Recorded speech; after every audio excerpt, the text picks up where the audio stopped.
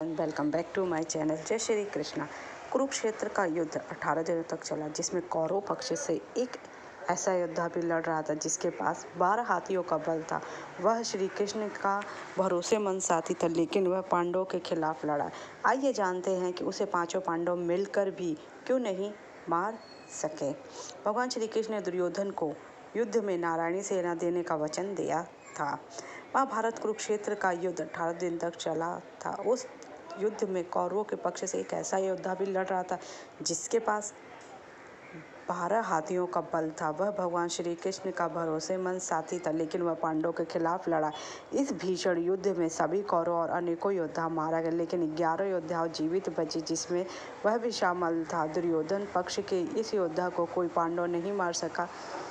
दुर्योधन युद्ध में भगवान श्री कृष्ण से मदद मांगने के लिए उनके पास पहुंचा था। वहाँ पर अर्जुन भी थे।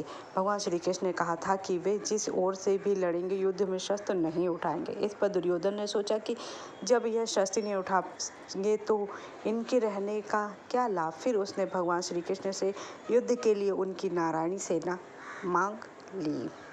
भगवान श्री कृष्ण की नारायणी सेना की कमान कृतवर्मा के हाथों में थी। भगवान श्री कृष्ण ने दुर्योधन को युद्ध में नारायणी सेना देने का वचन दिया था। उस युद्ध के प्रथम दिन कृतवर्मा नारायणी सेना लेकर दुर्योधन की ओर से लड़ने पहुंचे। कृतवर्मा भोजराज हृदकी के बेटे थे और वह कृशवी वंश के 7वें सेनाओं नायकों में से एक थे। महाभारत के आदि पर्व के अनुसार कृतवर्मा एक बड़े धनुर्धर थे। युद्ध से पूर्व वे श्री कृष्ण के आदेश पर हस्तिनापुर गए थे। विदुर, द्रोणाचार्य, पांडव आदि से मिलकर वापस आए थे और पूरा हाल भगवान श्री कृष्ण को सुनाया था। कृतवर्मा ने 18 दिनों तक महाभारत युद्ध लड़ा। उन्होंने पांडवों को अपना पराक्रम दिखाया। कहा जाता है कि कृतवर्मा ने अर्जुन, अभिमन्यु और सात्यकी को छोड़कर अन्य सभी पांडवों को हराया भी था। युद्ध के 14वें दिन भीम को 2 बार हराया था। चक्रव्यूह के समय कृतवर्मा ने अभिमन्यु के सभी घोड़ों को मार डाला था। युद्ध के अंत में जब दुर्योधन सरोवर में छिप गया था, तब कृतवर्मा वहां गए थे और उसे युद्ध के लिए प्रोत्साहित किया था। भीम के हाथों दुर्योधन के मारे जाने पर अश्वत्थामा के साथ मिलकर कृतवर्मा ने पांडवों के शिविर पर आग लगा दी थी। महाभारत का युद्ध खत्म होने के बाद कृतवर्मा जीवित बच गए थे। वे उन 11 योद्धाओं में शामिल थे जो युद्ध में मारे नहीं गए थे। हालांकि काफी बाद में उनके साथ क्या हुआ, चलिए जानते हैं। और उनकी मृत्यु कैसे हुई, क्योंकि वह तो नारायणी सेना के सेनापति थे। और उनकी मृत्यु किसके हाथों हुई और किस वजह से हुई।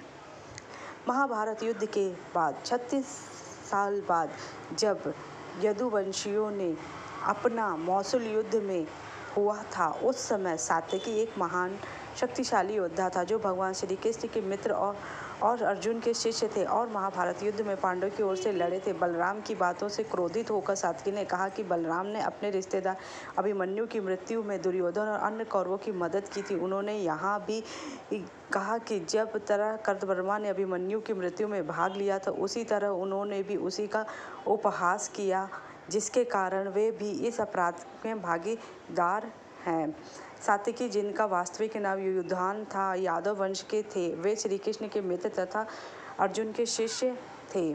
सात्यकी ने कुरुक्षेत्र युद्ध में कौरवों के कई प्रमुख योद्धाओं जैसे भीष्म, द्रोण और कर्ण के साथ विरुद्ध युद्ध किया था।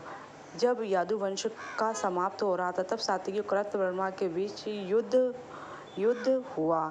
अभिमन्यु की मृत्यु को लेकर नोकझोंक हुई। कृतवर्मा ने सात्यकी के युद्ध के तरीके का उपहास किया, पर इस पर सात्यकी क्रोधित हो गए और उन्होंने बलराम ने दुर्योधन का साथ दिया और उन्होंने भी अभिमन्यु की मृत्यु भाग लिया था। सात्यकी के इस बयान से दोनों पक्षों के योद्धाओं में तनाव फैल गया।